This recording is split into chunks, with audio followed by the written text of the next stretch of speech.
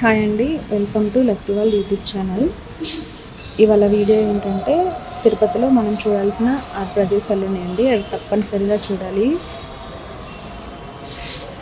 అవి ఏంటంటే శ్రీవారి పాదాలు, పాప వినాశనం, జపాలి హనుమాన్ టెంపుల్, ఆకాశగంగా, ఇలా కొన్ని ప్లేసెస్ ఉన్నాయండి. ఈ ప్లేసెస్ మొత్తం తిరగడానికి మనకు బస్సులు అయితే అవైలబుల్లో ఉంటాయండి. ఆ టికెట్ కాస్ట్ అయితే 120 రూపీస్. అవి చూడడానికి మనకైతే మార్నింగ్ నుండి ఈవినింగ్ వరకు పడుతుంది. ఇక్కడున్న ప్లేస్ అన్నిటిలో జపాలి హనుమాన్ మందిరం విజిట్ చేయడానికి ఎక్కువ టైం పడుతుంది. బస్సులో కాకుండా షేరింగ్ కార్స్లో వెళ్ళే వాళ్ళు ఈ జపాలి హనుమాన్ మందిరాన్ని విజిట్ చేయడానికి కుదరదు. అందుకే నా సజెషన్ ఏంటంటే మిమ్మల్ని బస్కి వెళ్ళమని చెప్తాను. ఎక్కడి నుండైనా బస్సు ఎక్కచ్చు, ఎక్కడైనా దిగచ్చు. మీరు ఎంతసేపు అయినా మీకు నచ్చిన ప్లేస్లో ఉండొచ్చు. మళ్ళీ ఆ బస్సు వస్తే ఆ బస్సు ఎక్కేసి రావచ్చు. ఎలాంటి రిస్ట్రిక్షన్స్ అయితే ఉండవు. మేమైతే పాప వినాశనం విజిట్ చేస్తున్నాం. ఇక్కడ నుండి నడుచుకుంటూ వెళ్ళాలి. కొత్తగా వచ్చిన వాళ్ళకి చాలా దూరం నడుస్తున్నా అనే ఫీలింగ్ అయితే రావచ్చు. ఇక్కడ మొత్తం షాప్స్ ఉంటాయి. పాప వినాశనం అనే పేరులోనే మీనింగ్ ఉందండి.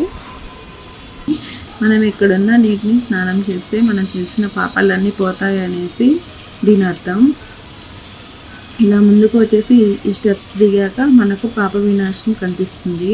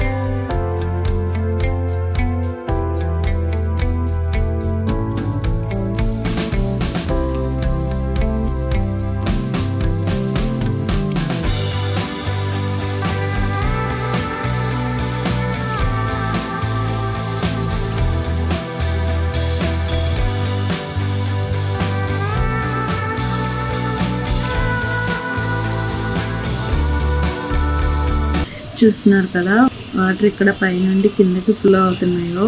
ఈ వాటర్లో స్నానం చేస్తే మనం చేసిన పాపాలు అన్నీ పోతాయేమో అని భక్తుల నమ్మకం. స్నానం చేయడం కుదరని వాళ్ళు తల మీద నీళ్ళు చల్లుకున్నా ఓకే. ఇక్కడ గంగాదేవి టెంపుల్ ఉంది. ఈ టెంపుల్ అయితే వీడియో తీసుకుంటే వద్దన్నారు, అందుకని మీకు చూపించలేకపోతున్నా. చూస్తున్నారు కదా, ఇక్కడ చాలా మంది భక్తులు ఉన్నారు. కొందరు స్నానం చేస్తున్నారు, కొందరు తల మీద నీళ్ళు చల్లుకుంటున్నారు. అది మీ చాయిస్. నెక్స్ట్ మనం వెళ్తున్న ప్లేస్ ఆకాశగంగా. ఇక్కడ కూడా అంతే, కొంచెం దూరం నడవాల్సి ఉంటుంది. ప్రతి చోట షాప్స్ అయితే ఉంటాయి. సీజన్ బట్టి అలాగే టైమింగ్స్ని బట్టి క్రౌడ్ అనేది ఉంటుంది.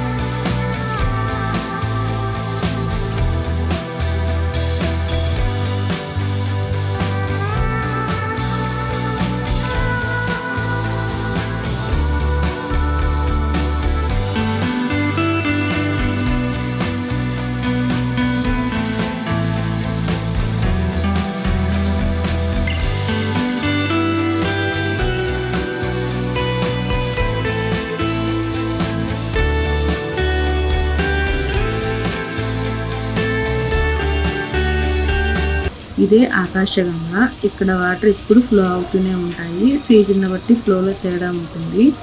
ఈ వాటర్ని కూడా మనం తలపై చల్లుకోవచ్చు, అలానే తాగొచ్చు కూడా. ఇక్కడ మనం విజిట్ చేసే ప్రతి ప్లేస్కి ఒక హిస్టరీ ఉంటుంది. నేనైతే నాకు తెలిసినంత వరకు చెప్తున్నాను.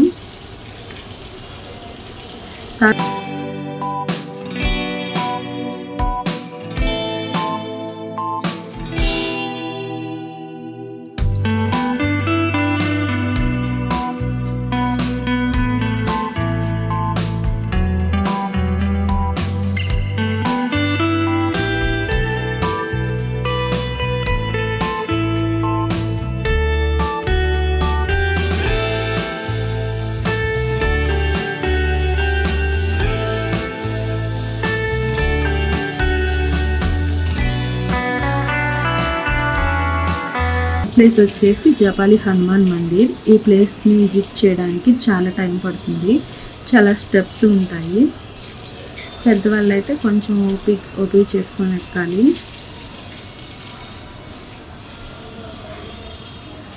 మనం పార్కింగ్ నుండి టెంపుల్ రీచ్ అవ్వడానికి 25 minutes పడుతుంది. చూసారా, ఈ ప్లేస్ అయితే చాలా పీస్ఫుల్గా ఉంది. చూస్తున్నారు కదా, మొత్తం అడవి మధ్యలో స్టెప్స్ ఉన్నాయి. సగం దూరం వరకు స్టెప్స్ ఎక్కాలి, సగం దూరం స్టెప్స్ దిగాలి. కాలం అయితే మాత్రం కొంచెం ఎక్కడానికి ఇబ్బంది పడాల్సిందే.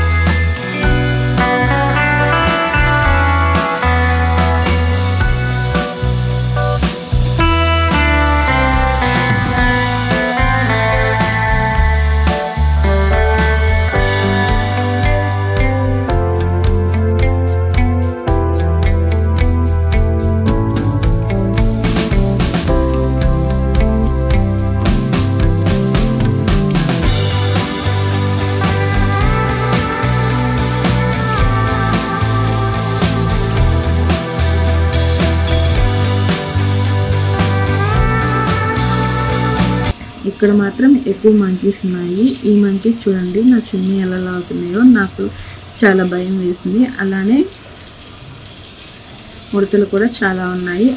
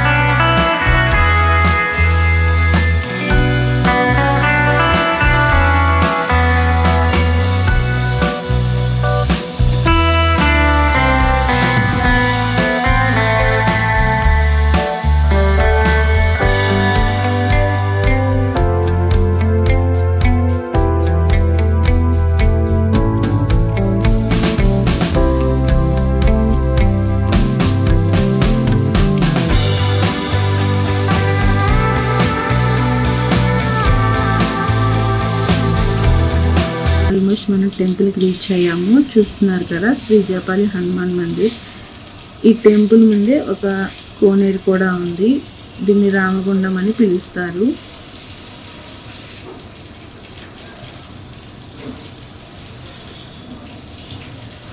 అలానే టెంపుల్ బ్యాక్ సైడ్ ఒక చెరువు ఉంటుంది. దాని ఉంటుంది.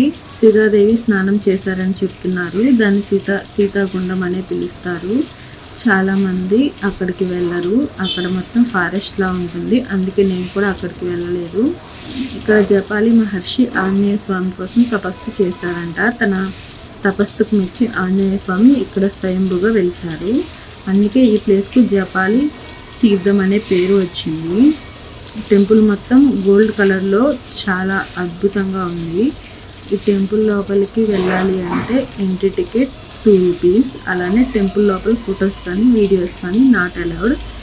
ఇక్కడ ప్లేస్ అయితే చాలా ప్రశాంతంగా ఉంది. నెక్స్ట్ మనం చూడాల్సిన ప్లేస్ వేణుగోపాల స్వామి టెంపుల్. ఇదే వేణుగోపాల స్వామి టెంపుల్ ఎంట్రీ. మీకు ప్రతి టెంపుల్ దగ్గర ఇలాంటి షాప్స్ ఉంటాయి. ఈ టెంపుల్కి ఎంట్రీ టికెట్ అయితే 5 రూపీస్. ఈ టెంపుల్ దగ్గర కూడా బయట నుండే వీడియో తీసుకోవాలి. టెంపుల్ లోపల అయితే వీడియోస్ నాట్ అలౌడ్.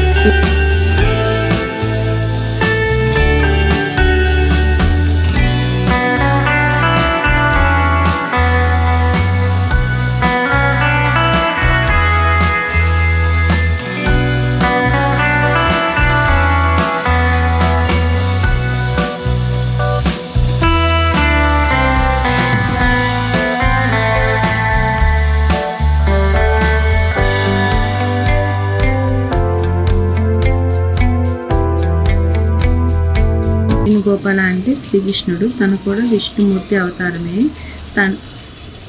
తననే మనం ఇక్కడ దర్శించుకున్నాం. ఈ 4 ప్లేస్లు మనం దర్శించుకున్న తర్వాత మళ్ళీ మనం టౌన్ లోపలికి వెళ్ళి వేరే బస్సు ఎక్కాలి.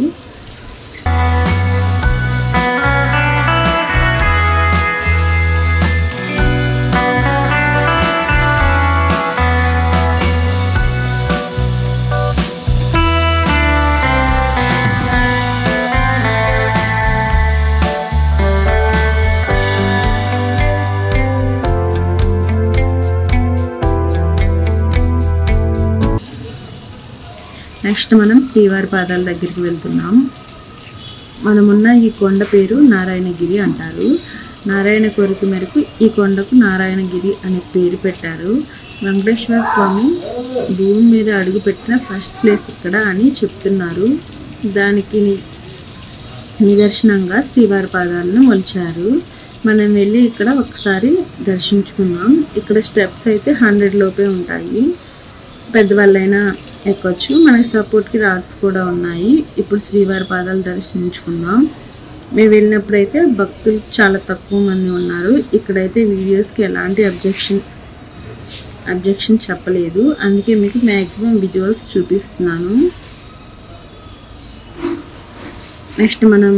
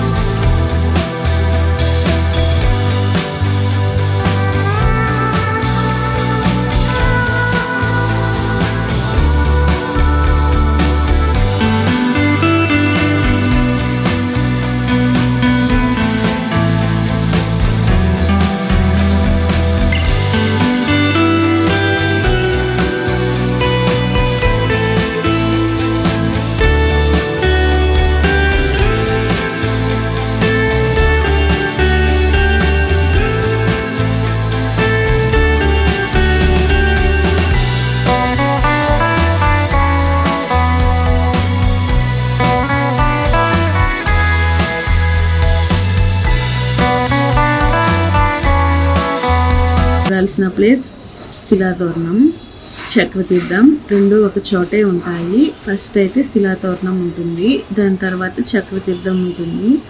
ఫస్ట్ అయితే మనం శిలాతోరణం చూద్దాము. ఈ శిలాతోరణం న్యాచురల్గా ఏర్పడింది. దీన్ని రాక్ గార్డెన్ అని కూడా పిలుస్తారు. ఇక్కడ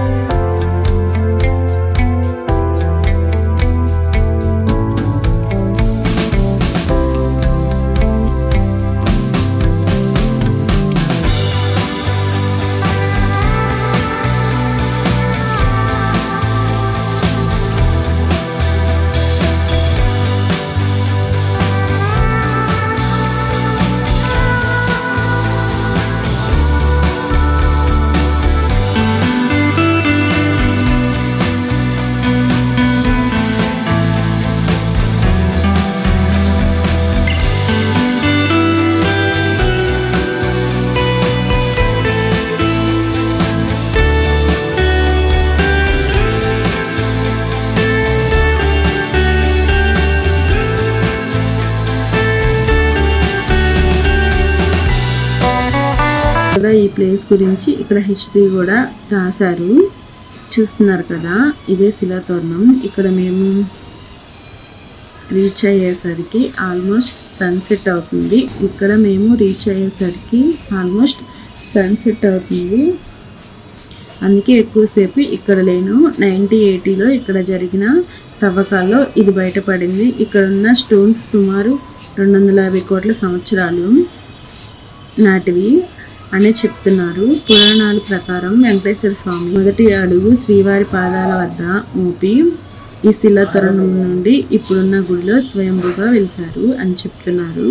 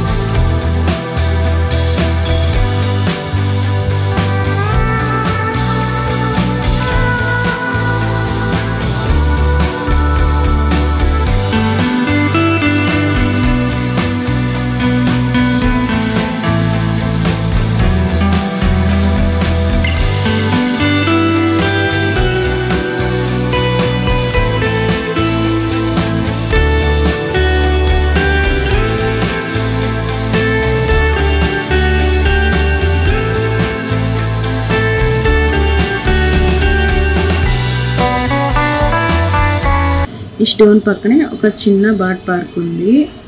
రకరకాల పక్షులు ఉన్నాయి.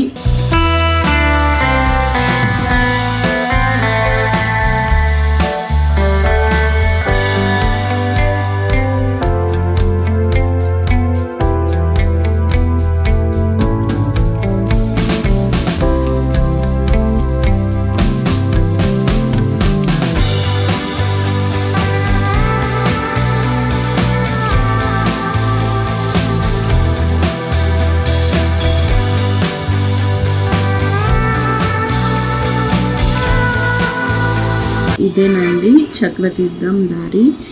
ఈ ప్లేస్ వెళ్ళడానికి కూడా స్టెప్స్ దిగాల్సి ఉంటుంది.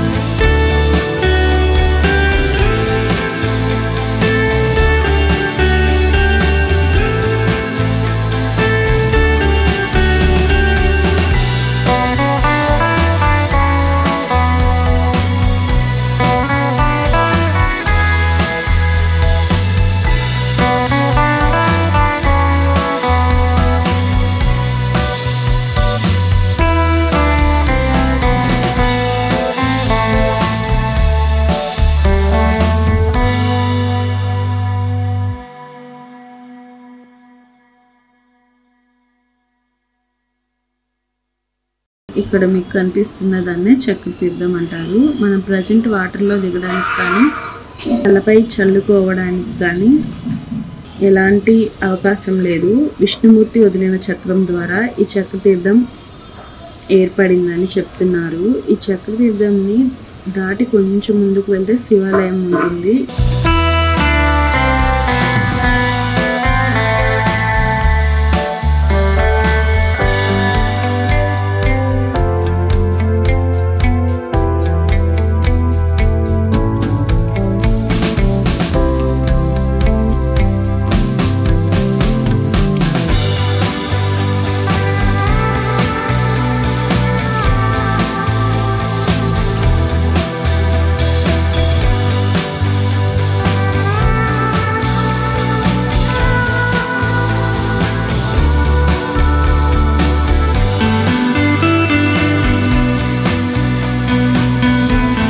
ఇక్కడ కూడా photos and videos not allowed. ఇక్కడైతే 2 స్టోన్స్ ఉన్నాయండి. ఎలా బ్యాలెన్స్ ఉన్నాయో మీరే చూడండి. ఈ ప్లేస్ అన్నీ కవర్ చేసుకొని మెయిన్ టెంపుల్ దగ్గరికి వచ్చాము. చూడండి ఎలా బ్యాలెన్స్ ఉన్నాయో మీరే చూడండి. ఈ వీడియో కనుక మీకు నచ్చితే లైక్ చేయండి, షేర్ చేయండి, సబ్స్క్రైబ్ చేయండి, అలానే కామెంట్ కూడా చేయండి. మళ్ళీ నెక్స్ట్ వీడియోలో కలుద్దామండి. బాయ్.